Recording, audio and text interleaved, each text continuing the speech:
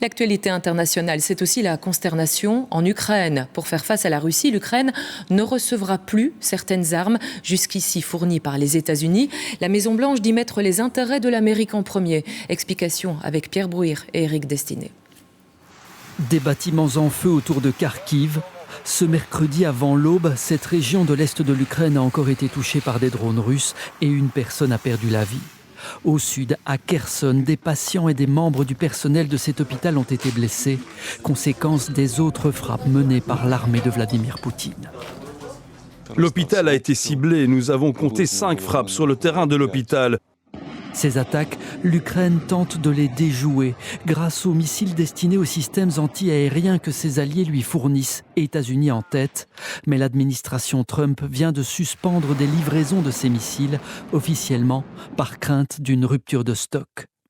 Cette décision a été prise afin de placer les intérêts de l'Amérique en priorité suite à une étude du département de la Défense concernant le soutien et l'assistance militaire de notre nation à d'autres pays à travers le monde.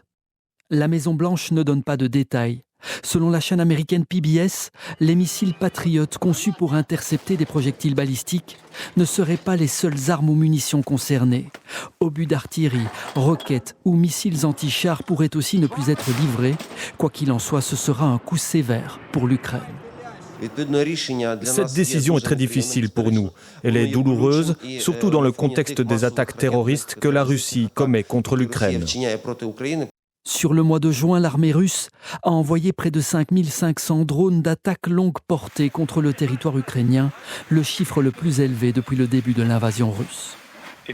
Moins l'Ukraine recevra d'armes, plus la fin de l'opération militaire spéciale se rapproche. L'Ukraine craint que ces arrêts de livraison encouragent clairement la Russie à poursuivre ses attaques.